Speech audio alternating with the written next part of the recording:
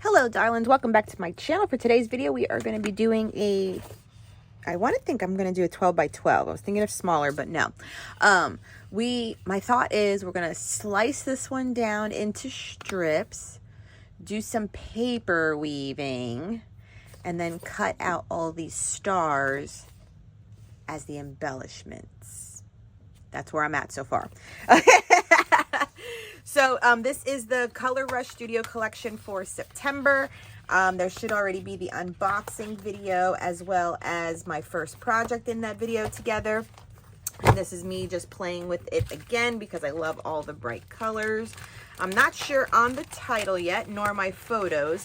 I was just more looking at all the papers and thinking of all the creative stuff I could do. And of course I could have done, a cut file or something too. But you know me, I'm always trying to do more.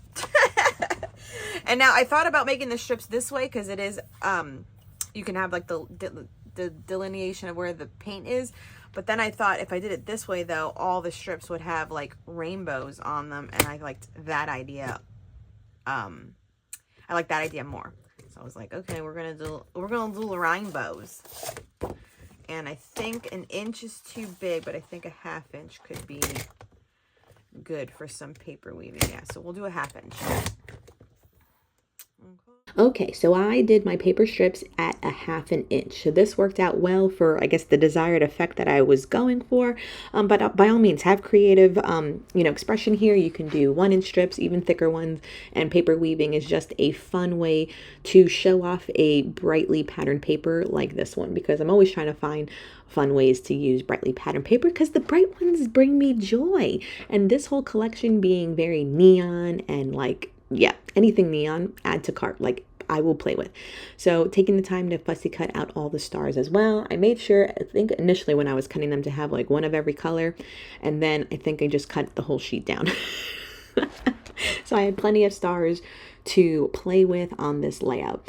And so initially though too, I thought I was going to do the paper weaving so that it was in the middle of the page, which is a good look as well. But I just thought to myself, oh, well, if I do it in the middle right here, right, I was like, everything will probably get covered up by photos. And these were just two like example photos just for the size reference so that I do go back in my camera roll and pick out something else.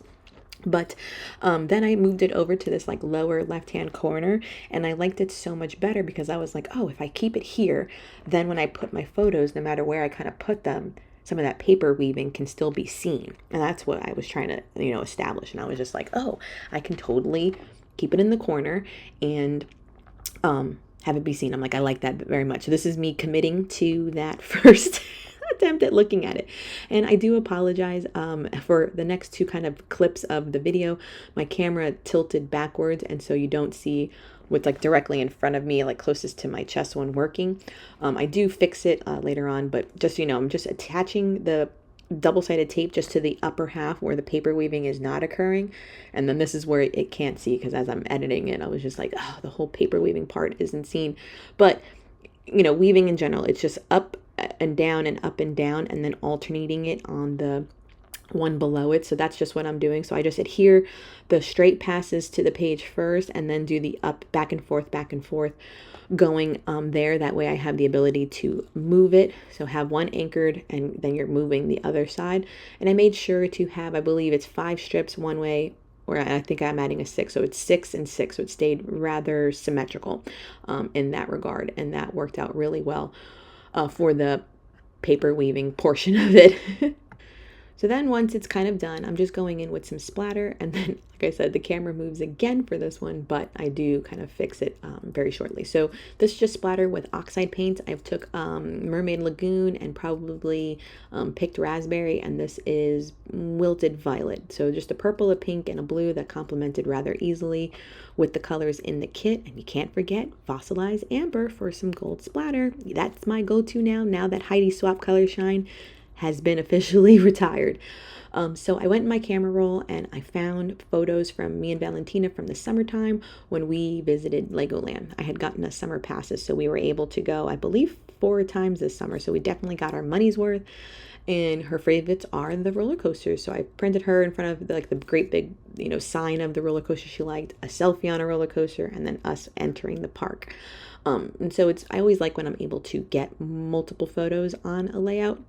It's rare, but it does happen. And then you can see I've just scattered around a bunch of the stars around like confetti, and that worked out pretty good too, just to have your eye travel across the page. Then when I was selecting a title, I went with the Get Lost acrylic piece from the acrylic kit that was offered during this kit. And the black really stood out enough because the other one was white, which was getting lost, and then the other one in the collection was pink, I believe, that I didn't use, and it was too big for the space I needed. So Get Lost was perfect. And then I loved the geometric animals on this, so I just used the fox and tucked it right behind it, and it sit perfectly right there. So that was like very serendipity.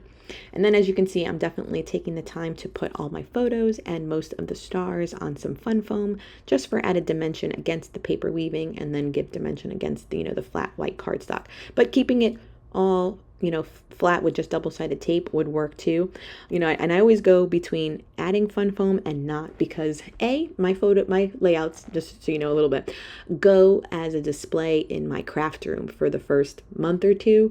So the dimension is always great when I keep my layout on display. I have little clear clips on my wall, and I have a big grid, I believe like 12 photos show. But then once I replace said layout with a newest layout, so when this one has been on the wall for a while and goes in my album, then having the bulk with the fun foam is problematic because it adds bulk to your albums. So it's always a catch-22. So do as you must. If you don't like fun foam, I understand why. I just like the dimension when it's on display, but when you have to store it, it's always a problem. And so I get it. This is an ongoing battle for me.